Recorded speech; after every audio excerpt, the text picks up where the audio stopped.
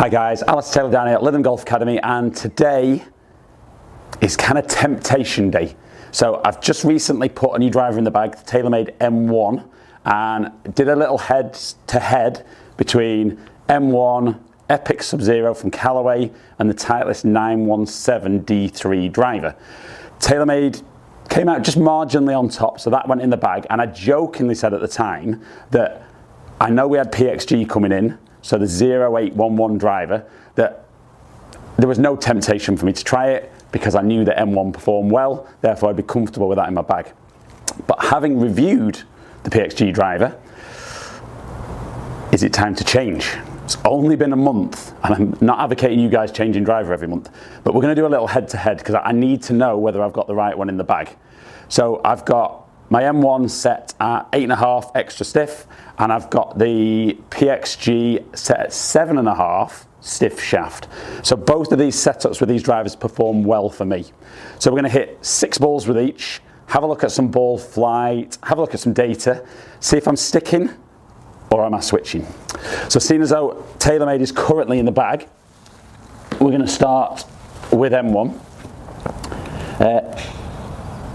Apologies that my voice is a little bit croaky. Got a bit cold the other day and just got a little bit of that coming out. So hopefully you guys can still hear me okay.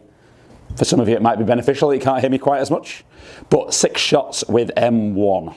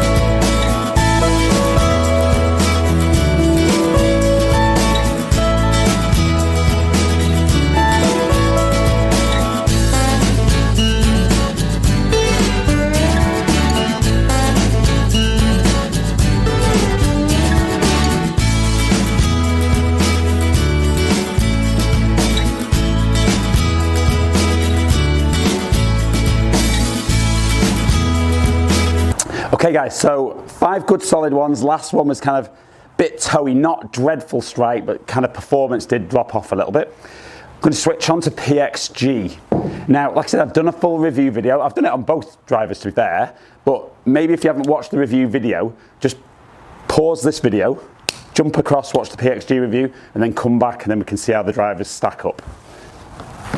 So, if you're back, welcome back. If you continued, thank you for staying. So, just completely different looking behind the golf ball, behind the ball. But again, 6 shots. Let's look at some ball flight, and then we'll compare some numbers.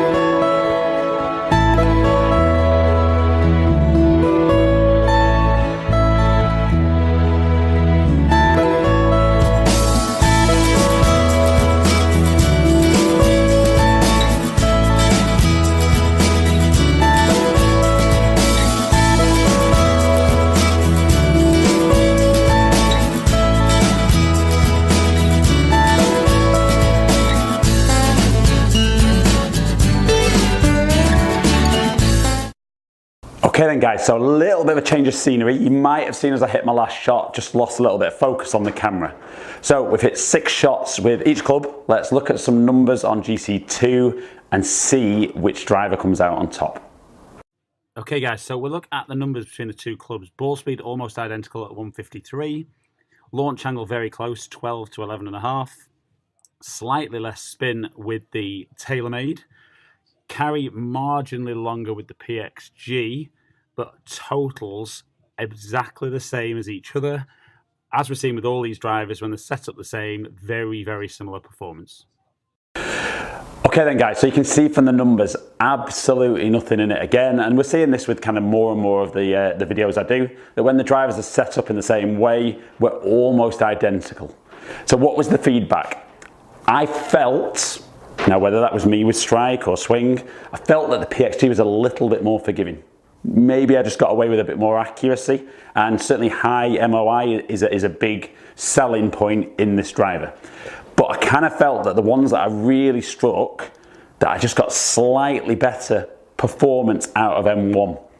So, am I changing driver?